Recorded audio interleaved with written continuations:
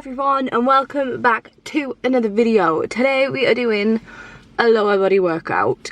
If you guys haven't seen any of my other videos, at the minute I'm suffering from a little bit of an injury. It's not so much as an injury, it's like it is a bit of like body dysfunction. Like my body isn't working the way it's meant to and the way other people's bodies work. So the way it'll affect this session is that in some particular movements I might be doing a little bit lighter weight, but that doesn't mean you have to. It just means that I have to, because I'm trying to figure out how to get my body to lift the weight properly. My warm-up is a lot longer, but I'm actually not going to show you guys that. The only thing that I wanted you to do in your warm-up is to get your heart rate up a little bit. So go on a bike, go on a walk, do anything that's going to get your heart rate and your temperature up a little bit, and then just do some like activation and range of movement stuff. So just move your body around, do some squats, do some glute bridges, warm those glutes up, you know, just all the standard stuff. So I'm not going to show you mine because mine goes on forever. It takes an age.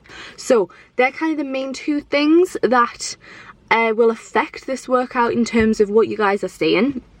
I tend to do everything in front of the mirror, so if you see me looking in the mirror a lot, it's because I'm trying to perfect my form and make sure I'm doing things properly for my body. So don't worry, like if I'm like quickly turning my head all the time, you guys don't have to do that if you know the exercise as well. So this is my second lower body day. It is, I really enjoy it. Oh, another thing that I have to do is 5-second eccentrics on every squat pattern I do. So in this workout it affects, I think, just hack squat. So hack squat I'm doing a 5-second eccentric, but that is a brilliant exercise anyway. Don't think that you don't have to do a 5-second eccentric just because you don't have like a fucked up body.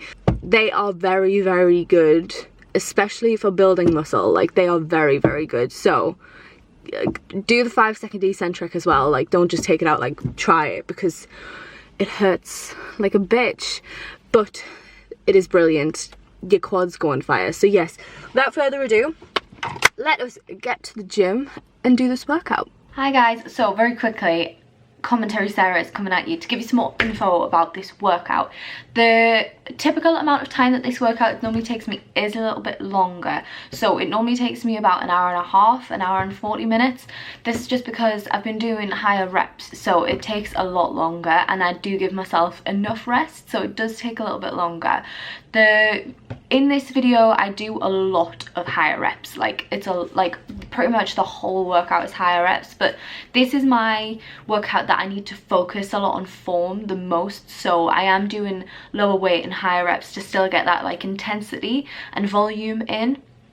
So it does take a while, but I would actually want to do this workout with a lot lower reps. So this would probably take you not as long. If you did like lower reps, like 6 to 12 and everything, you'd probably get it done in about an hour and 15 minutes. So it is a little bit longer. The amount of exercises that are in are 5 exercises. We're doing about 2 to 4 sets on everything, not including warm-up. If you include it, it's like 2 to 5 instead.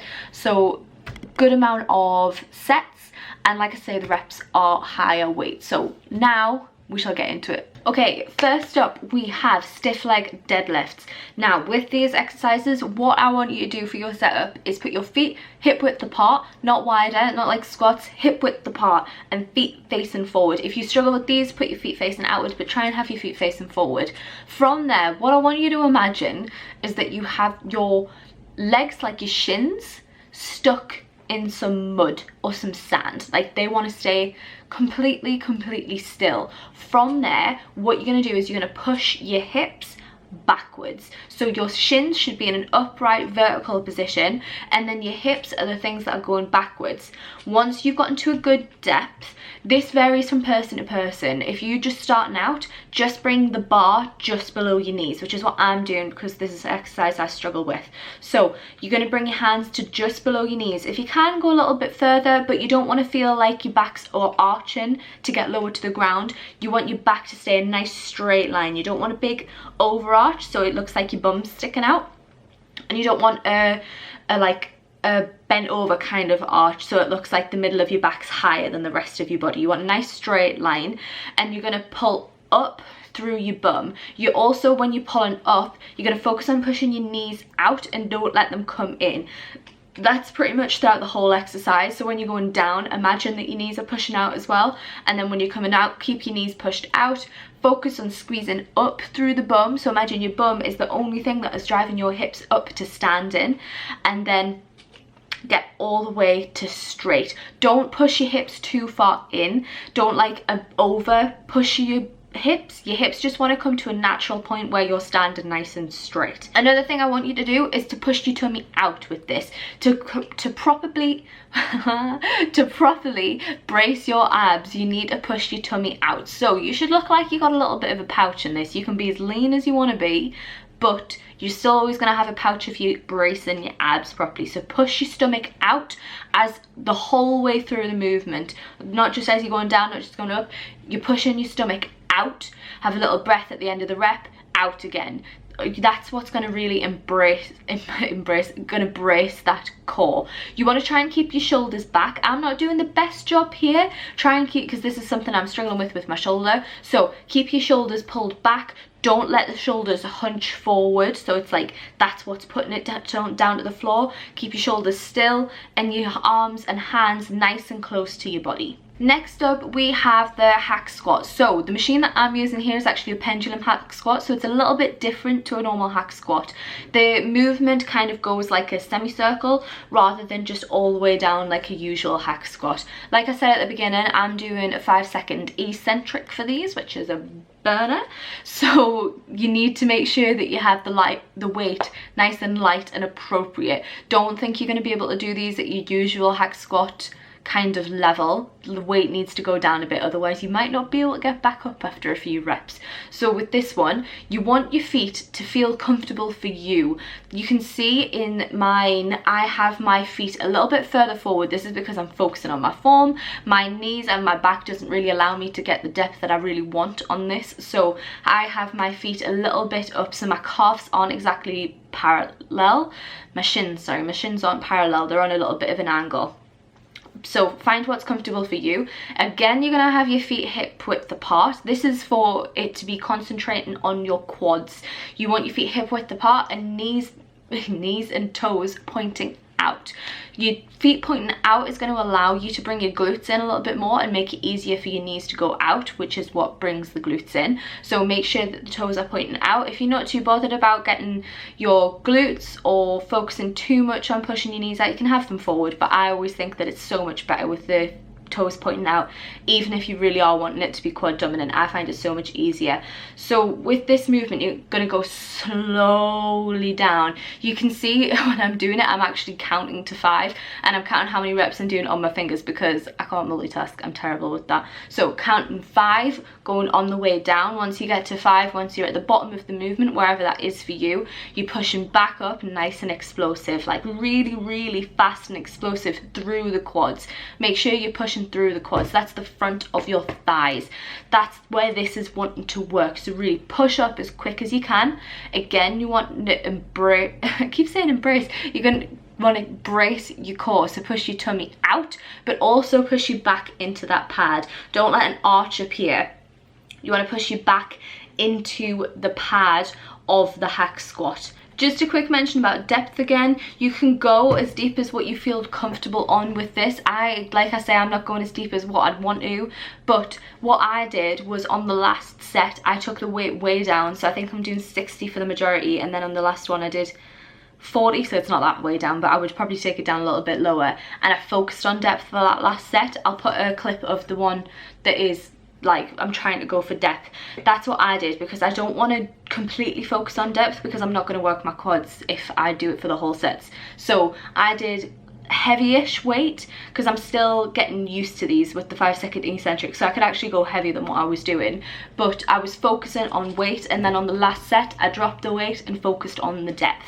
You can try that. You can try focusing on depth the entire time. If you're not that bothered about depth, you don't have to put that in, but I always want to focus on it so I can bring my glutes in a bit better and just train my legs to go the way I actually want them to go. The next exercise is single leg hamstring curl. Now this is a little bit of deceiver because I'm actually doing 2 down and 1 up. So with the eccentrics in any workout, that's the bit that is building the muscle. So what that means is the lowering phase, the control phase, where you're letting the weight go essentially. So on a squat, it's where you're like going down. On a leg curl, it's when the weight's going back up. That's the most important phase of a movement for building muscle. So for this one, I'm wanting to be able to lift heavier with one leg. So I'm using both my legs to bring the weight down, and then I'm letting go with one leg and slowly bringing the weight back up and controlling it with that one leg rather than the two.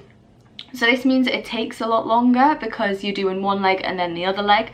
So it's not great if you're trying to be in a rush, but I have this in my plan to focus on trying to get the strength up in my hamstrings. So with this exercise, you want to make sure that you're comfortable in terms of the seating positions. Different gyms have different leg curls. Like this one, the pad's on top of my legs. Some of them has it on your shins. Just find a way that it's comfortable for you. You want the pad to be behind your ankles, and you want to feel like you can bend your legs all the way underneath you rather than like the seat pad getting in the way. Again, what I want you to do is push your stomach out with this. It's really easy on this one to overarch your back and not realize you're doing it. So you're bringing your back actually off the pad when you're trying to like control the weight, and that's going to make your back tense and the hamstrings not do that much work. So try and make sure you're pushing your stomach and your back into the back pad whilst you're controlling the weight going back up, and that's what's going to make the hamstrings really work. You can see on this one, I actually catch the weight before it clangs, because it doesn't look hard, but believe me, this is hard. So when you're controlling the weight back up, I put my other leg back on just before the weight hits, because if not, it would probably clang quite loudly. So I do that. I'm also trying to focus on pushing my shoulder blades back into it, because again, like I said, I have issues with my shoulder, so that's just something that I'm doing. You hold on to wherever you feel comfortable, but make sure you're pushing your air down into your tummy, pushing it out, pushing against the seat, nice and slow on the way back up. You can go quick on the way down. If it's too quick, you're probably going too light, so make sure it's an appropriate speed and appropriate weight.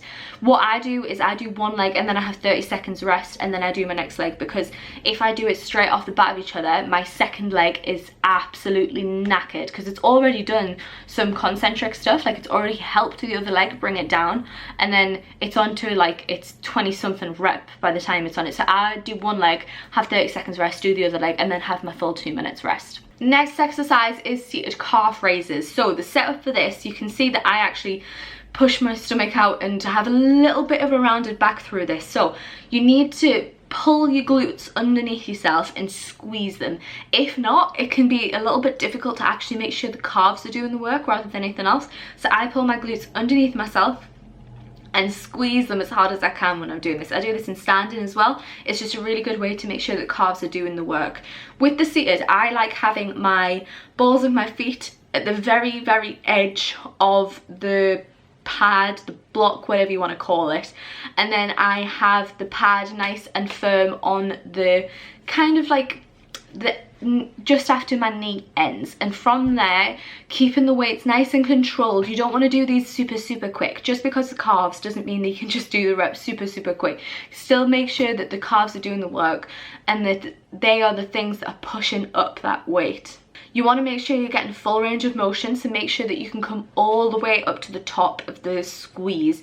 If you feel like you can't get all the way at the top, lower the weight and focus on doing the full range of motion, because that's going to be really beneficial. If you can, you want to drop your heels down as low as they can, so you're in a really lengthened position for your calf, like that muscle's really stretched, and then you're pulling up and doing the rep essentially. Just make sure that you're coming all the way at the top, you're not going too quick, and you can feel it in your calves. Final exercise, we're finishing off with a bit of hip abductions. This is going to be working at the side of your glutes. This is a bit of a complicated one, so I'm going to explain what I'm doing first, because it is a little bit complicated. So what I'm doing is I'm doing leaning back, doing reps, sitting up, upright, doing reps and leaning forward. What I'm doing is I'm doing 30 reps nice and slow, well not slow but just usual full range of motion reps, 30 of them leaning back, then I do 20 really quick burny kind of reps, also leaning back. Then I go at the middle, do 30 usual reps, 20 quick reps, then I lean forward, and then I do again 30 full reps and then 20 quick quick reps. So it's a bit complicated, but believe me, this one bloody burns like your bum. Like, I struggle with my abductors working, and this gets my abductors, so make sure to give this one a try. When you are doing these, what you need to focus on is, again, just like on the calf raises, pulling your bum underneath it and squeezing as hard as you can. You want to be in like a posterior tilt with your pelvis, so you want your hips basically tucked underneath as you're doing this, and that's what's going to get the side of your glutes actually doing the work. Make sure that your feet are flat on the floor. You can feel like you want to push a little bit of weight through your feet. Don't let them come flying off. If they come off a little bit, like in the middle, that's okay, but just make sure that you have a bit of weight through them. And then you want to try and get your full range of motion. So coming on the full reps, make sure you're coming all the way so your legs touch, and then all the way out that you feel you can do. My range of motion isn't great with these. I don't go that far out. If I go too far out, it's not going to be my glutes that are working, it's going to be my back. So do what your range of motion is and then come back in. When you're on the that's kind of the same for the leaning back and the sitting up straight ones. On the leaning forward, put all your weight in your feet. Really push your feet down into the floor and focus on trying to keep your feet still and completely on the floor, and your knees pushing out and doing the work.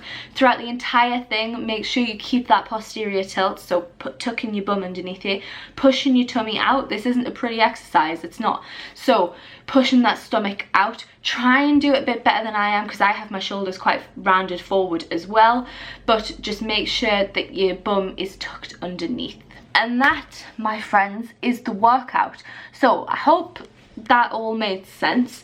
I hope you guys aren't judging me for the lovely angles that I got in there. I don't want to be false with you guys. I'm not going to show you the pretty angles if it doesn't help you see the exercises. The angles I included there, I was trying to not listen to my brain and be like, you look ridiculous in this angle, and listen to this is the best way to see the exercise. So I hope you guys aren't judging me too much for the angles. That's how a workout looks. It's not that pretty. That's what works. If you guys want to see any more workouts, please comment below and I'll get them done. If you preferred this style compared to the box commentary that I usually do, please let me know. I'm still kind of switching between like different styles and seeing what works the best, so please let me know what you think. And yeah, that is going to conclude the video. Thank you so much for watching, guys. Please let me know if you do this workout and leave a like if you did enjoy. I shall see you in the next one. Bye.